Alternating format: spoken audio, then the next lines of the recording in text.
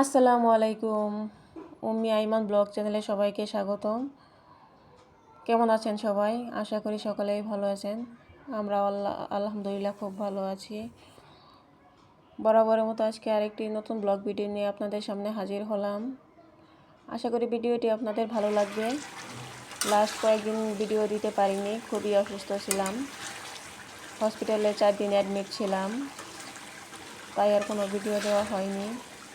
এই তো গতকাল বাসায় এসেছি, তাই আজকে আপনাদের সাথে ভিডিও শেয়ার করছি। প্রথমে ডিম তরকারিটা রান্না করে নিয়েছি, আর এখানে ইলিশ মাছটা রান্না করব। ইলিশ মাছটা প্রথমে কষিয়ে নিচ্ছি। সুস্থতা যে কত বড় নিয়ামত, এটা কিন্তু আমরা অসুস্থ না হলে বুঝতেই পারি না। একদিন অসুস্থ থাকলে বোঝা যায় যে কি পরিমাণ খারাপ লাগে। 4 দিন হসপিটালে থেকে শরীরের অবস্থা খুবই খারাপ হয়েছে। যেহেতু হসপিটালে থাকা যেমন কষ্ট, খাবার দাবারও খুবই কষ্ট। আমার বাসায় যেহেতু কেউ নেই রান্না করে দেওয়ার মতো, তাই আমার অনেকটাই কষ্ট হয়েছে। যেহেতু এখানে একাই থাকি, আপনজন এখানে কেউ নেই, তাই নিজের রান্না নিজেরই করতে হয়। এই তো বাসায় এসে আগে রান্না করে নিচ্ছি। আমি এখানে ইলিশ মাছটা ঝোল করছি পেঁপে আলু ঝিঙে দিয়ে। এই তো ঝোলের পানিটা দিয়ে দিলাম। তরকারিটা প্রায় হয়ে এসেছে, মাছগুলো এবার দিয়ে দিব। আমরা যেহেতু বাসা ছেড়ে চলে যাব, হয়তো আগামীকালে যাওয়া হবে, তাই একটু বেশি করে রান্না করে নিচ্ছি যাতে 2 দিনের জন্য হয়ে যায়। কালকে যেহেতু চলে যাবে, আর গোছ গাছের অনেক প্রিপারেশন থাকে,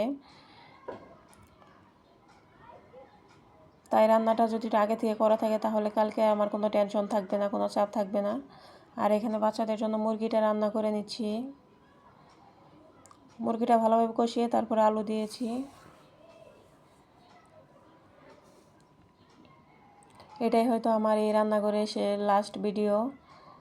যদি ভিডিওটি ভালো লাগে থাকে প্লিজ একটা লাইক দিয়ে দিবেন।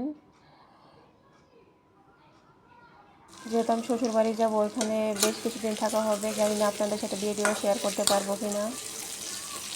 এখানে 2 পিস ইলিশ মাছ আমার জন্য ভেজে নিচ্ছি একটু পেঁয়াজ দিয়ে।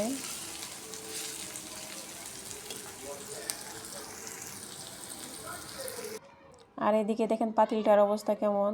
আপনাদের ভাইয়া দুধ জাল দিয়েছিল, তো মনে ছিল না, পাতিলটা একদম পুড়ে গেছে। তো অনেকক্ষণ মাজনি দিয়ে ঘষেছি, কিন্তু কোনো লাভ হয় নাই।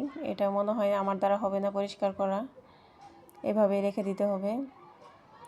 আর রান্নাবান্না শেষ করে আমি একদম রান্নাঘরটা পুরো ডিপ ক্লিন করে নিয়েছি। অনেকেই বাসা ছেড়ে দেওয়ার 1 মাস আগে থেকে রান্নাঘর পরিষ্কার করা বন্ধ করে দেয়, কিন্তু আমি তা করিনি। চলে যাওয়ার আগে আমি রান্নাঘরটা সুন্দরভাবে পরিষ্কার করে রেখে দিলাম, যাতে কেউ এসে বলতে না পারে যে রান্নাঘরটা এরকম নোংরা করে রেখে গেছে। আমি যখন এই বাসায় এসেছি, রান্নাঘরটা এত পরিমাণ নোংরা ছিল, যেহেতু এটা কোয়ার্টারের বাসা, এখানে বলার বা দেখার কেউ নেই, যে যার ইচ্ছা মতো রেখে যায়। কিন্তু এই জিনিসটা আমার কাছে খুবই খারাপ লাগে, যেহেতু আমি এটা ব্যবহার করেছি। আমার মনে হয় যে এটা আমারই পরিষ্কার করে রেখে যাওয়া উচিত। এই তো সুন্দর করে পরিষ্কার করে নিয়েছি।